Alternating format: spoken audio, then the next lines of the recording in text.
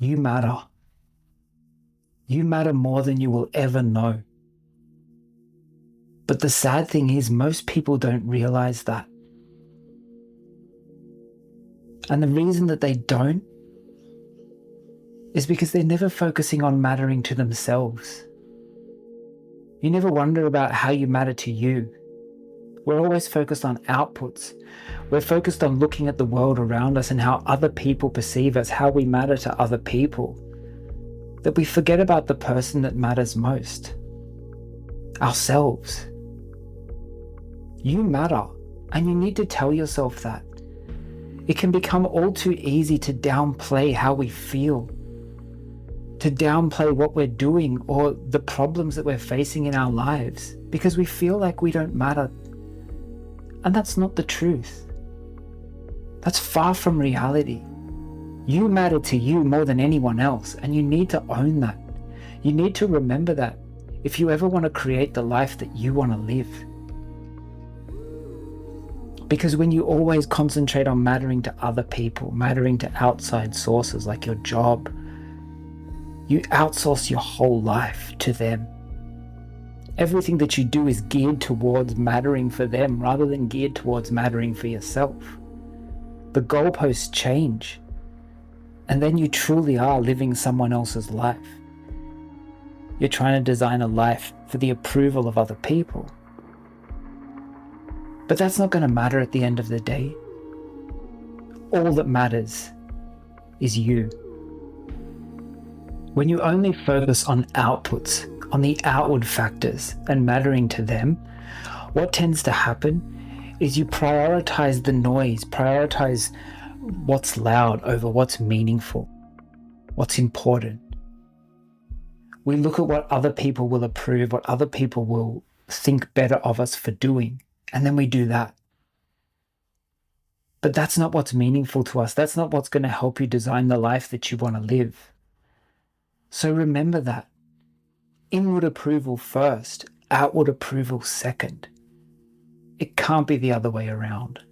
The second and perhaps most problematic thing is that self-abandonment becomes normalized. And this is a really key problem. We become self-sacrificing, we become martyrs, we give over ourselves over and over again because we think it will make us matter to the other person, to the other people in our life. But it doesn't. Those people might only be focused on themselves, they might only be focused on their business, so those great sacrifices that you think you're doing will go unnoticed. And in some cases that can then build resentment, it can build disconnection, it can build a real sort of sense of disillusion. But those other people didn't ask us to do that. They didn't ask us to put ourselves last, to give ourselves up, to not matter to ourselves so we could matter to them. And yet all too often we assume that that's the case. That's what those people want. That's what I've got to do. Like I said, it becomes normalized to just give over of yourself. And then you get trampled, then you get walked over, then people don't look at you. And that could be applicable to relationships, it could be applicable to parenting and to jobs and to friendships and to just general life in society. If you're feeling like people are walking all over you, then ask yourself the question, am I trying to matter more to them than I am to matter to myself? And I bet the answer is yes. And the third thing that happens is that life becomes reactive. You're always on high alert, you're in a heightened state. And then it's hard to relax, it's hard to pull back because you're always looking for that key opportunity not to disappoint someone, always looking for that opportunity to matter to someone else. And then you're never actually designing things for yourself. Life becomes reactive, not designed. You never take active steps to create the life that you want to live. You're always just waiting. You're stuck. You're just always on high alert to do things for other people, to matter to other people, to prove your worth. But your worth should never come from what other people think. Your worth should never come from what other people say about you or their impression of you. It should come from how you feel about yourself, how you connect to yourself. Are you living the life that you want to live? And if you're not, then make a commitment to yourself to design that life and start creating that life. To to set your direction and cast away those scripts, those maps, those things that are putting you in this position that you're in today. Take those active steps forward. It's not going to be easy because often this behavior, this approval-seeking behavior becomes ingrained and it becomes really hard to break away from it. But just know that step by step, you will be able to move further and further away. And then as you do, you will find it so freeing, so liberating. Because at the end of the day, the only person who really matters is you. You matter to you more than anyone else. You really do matter. So don't see where you are today as negative. Don't see where you are today as a problem. If this is you that I'm talking to now, and if this is how you've been acting,